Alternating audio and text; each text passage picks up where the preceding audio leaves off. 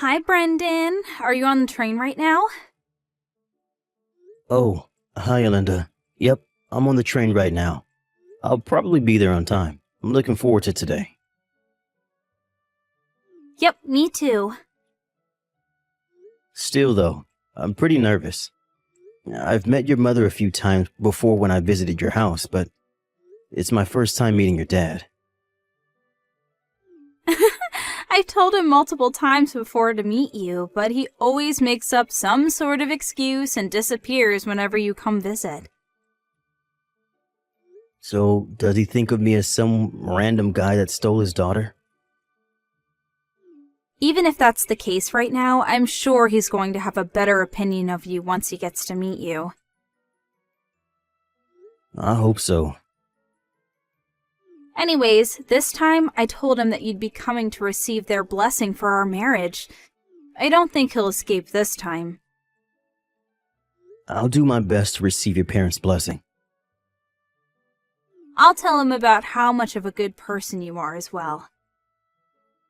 Thanks. I wouldn't know what to do without you. Alright, take care then. Yep, you take care as well.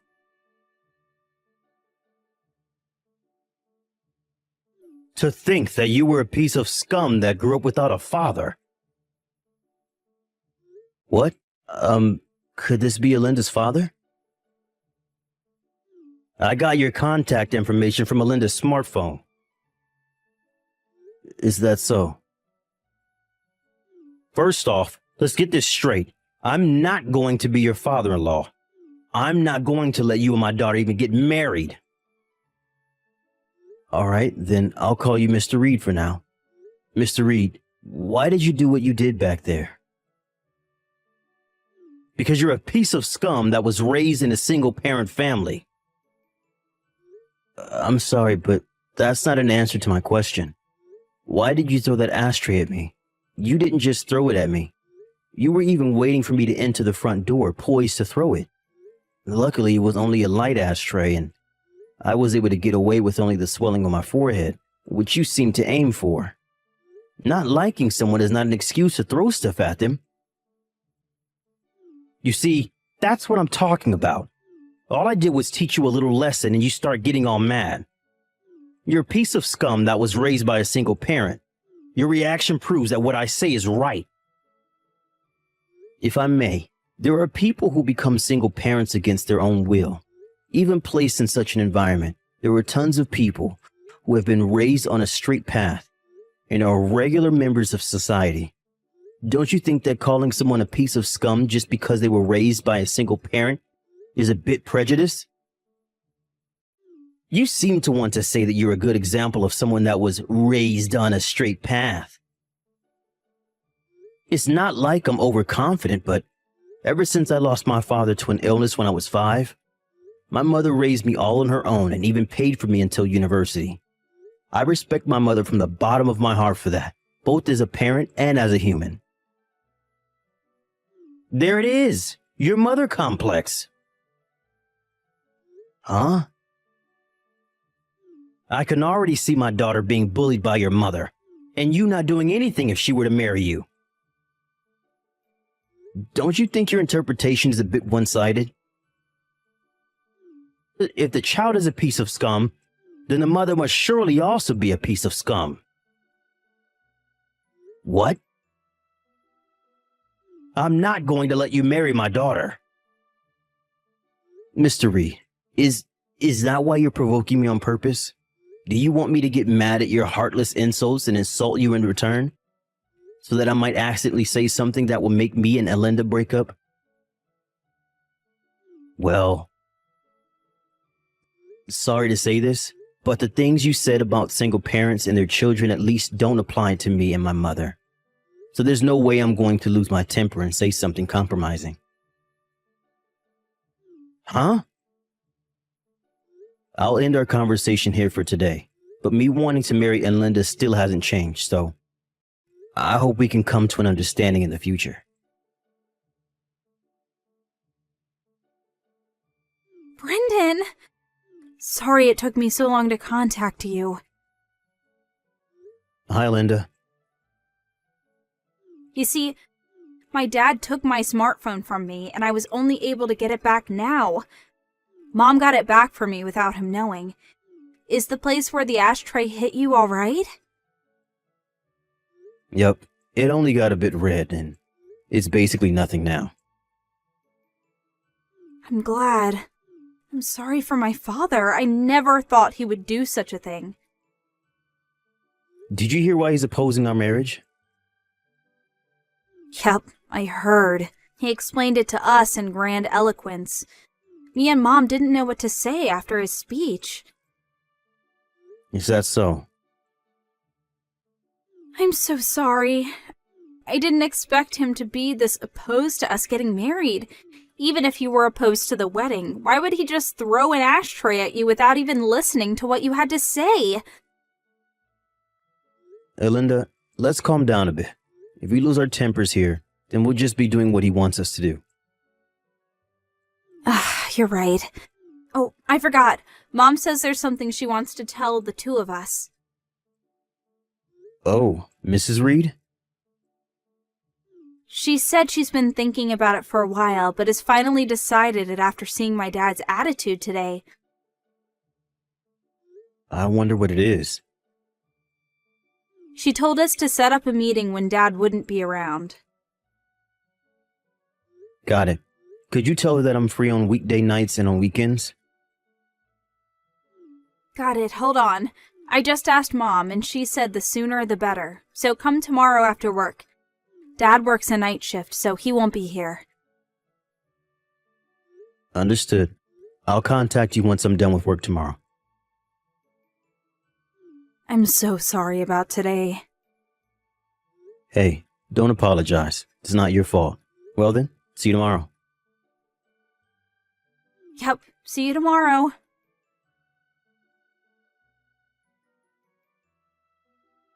So you didn't have enough and decided to come again. But I heard that you were going to work a night shift today. The production line was halted because one of our machines broke down. They told us repair would take the whole night, and so I got home early. Is that so? I'm going to marry Linda to another man. Huh? Her husband is going to be the son of an executive director of the company I work at. Me and the executive director have been friends for a long time. And I promised to him that I would give his son my daughter to marry. The son of an executive director? How does it feel? He's a part of the upper class. You're nothing compared to him. You work at a factory owned by a food company at S City, right, Mr. Reed? I'm sure Linda will immediately give up marrying you if I tell her about this opportunity. Don't you dare bother my daughter's happiness, you single-parent raised piece of scum. Is that so? If that's the case, then I'm done. I see. It's a bit rude of me to say this, but I'll praise you for knowing when to quit. Don't get any ideas. I'm definitely going to marry Linda. I just mean that I don't need a father-in-law like you. What did you say? Sorry for bothering you.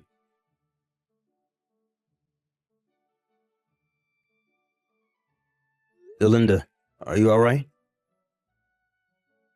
Brendan, my dad. I'm so sorry again. To think that he would have come home early. Apparently something happened at his company, so we couldn't have known. More importantly, though, are you all right? I was forcefully kicked out of the house, but I'm worried about you and your mom who were left with him. I'm fine. Dad kept texting someone or talking to someone on the phone, so he didn't seem to have time for us. The two of us took this opportunity and fled by car. We're at my mom's brother's house right now. By the way, Mom left him the divorce papers, which she already signed. So her plan is already underway, huh? She said she was intending on this all along and had been preparing since last night. She wanted to tell you about it, but Dad suddenly came home. Oh, is that so? Based on what she said up until I was kicked out, I guess the preparation was the obvious choice.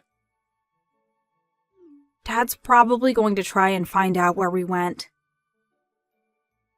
Oh, obviously I'm not going to tell him, so don't worry.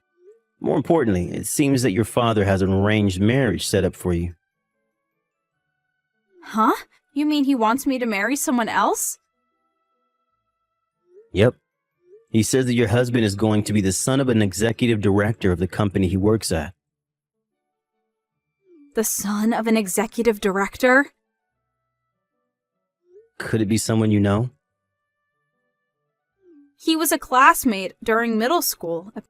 Apparently he's extremely bright and is one of the candidates for the next CEO. Oh, so that's why your dad wanted you to marry him so much. But I heard during our middle school reunion recently that he was already engaged. Huh? It seems that people at the company don't know yet, though. Apparently, his fiancée is the daughter of the company's CEO. What? If we let Dad do as he likes, I feel like a lot of people that have nothing to do with this are going to be caught up in this mess. You're right. I have a bad feeling that this is going to be a hassle. Linda, could you let me take care of this situation? I feel like we need to finish things right now. Do you have a plan? I think that getting my mother to intervene is the quickest way to take care of all of this. What? Your mother? To be honest, this is a card that I didn't really want to play, but it seems like I have no choice if I want to stop this before things get out of hand. I want you to wait a bit longer.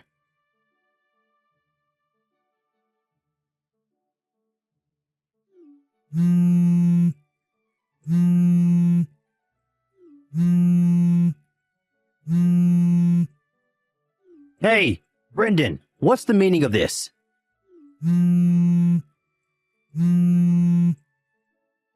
Why didn't you tell me sooner? Your mother was the largest owner of our company's stocks? I intended to tell you about it when I came to your house to ask you for your blessing, but you never let me in. But instead threw an ashtray right as I stepped into the front door and shoved me out. I was wondering what to do about all of this when you told me about the arranged marriage you had for Linda with the son of an executive director. To be honest, I couldn't help but be bewildered at your sudden news concerning Brenda's arranged marriage. Me and the executive director were classmates during elementary school and middle school.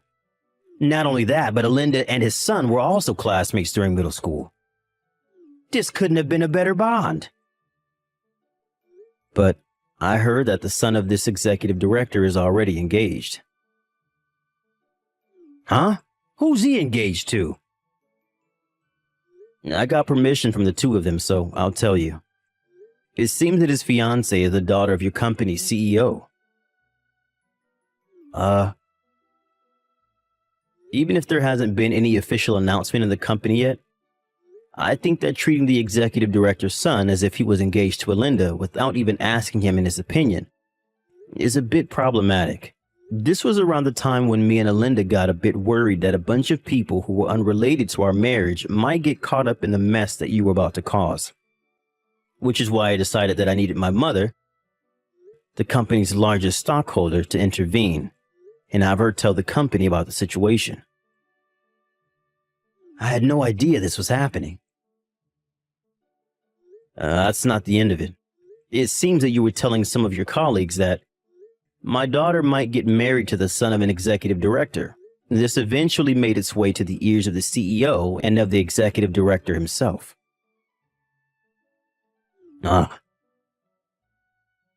Apparently, if my mother hadn't told them about the situation, this might have caused a huge commotion in the company. After all, the son of this executive director was already engaged, and to the CEO's daughter nonetheless.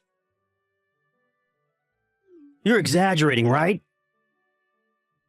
What are you talking about? Depending on how you look at it, one could say that what you did was disrupting the marriage of the next CEO and the daughter of the current CEO. So that's why I was told not to come to work anymore today.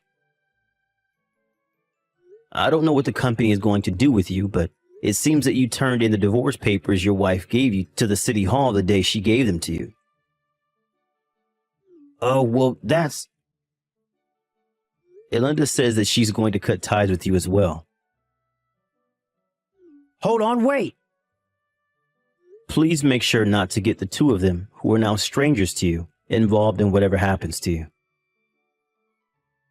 Hold on, wait! This is not what I was intending. The divorce papers as well. I let my anger get a hold of me, which is the only reason I turned them in. I wasn't actually serious. If my wife apologizes, I'm willing to get married with her again. That sounds like a long story, am I right? Well, yes. It's an important one after all. But I'm now just a stranger to you. And I don't need to listen to what you say. Huh? And frankly, talking to you any longer is just a waste of time. So, goodbye. Wait!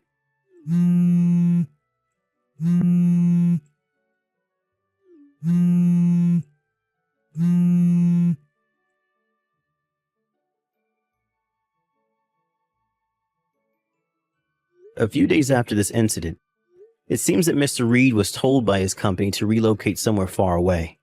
It seems that the people at the company have the silent understanding that that's where people go as a sort of exile. But Mr. Reed knew that he was being saved by the skin of his neck. And so, without a choice, he accepted. The next week, he set off for this remote island. Apparently, he now receives a much lower salary and is barely able to get by living on his own. Speaking of which, as he had never done any household chores in his life, he was having trouble living on his own. And so his diet was now heavily imbalanced. His room is full of garbage he's too lazy to take out. And his clothes are dirty since he didn't wash them. And his personality hasn't seemed to change a bit, though. And he has no clue that the days until he's fired are numbered.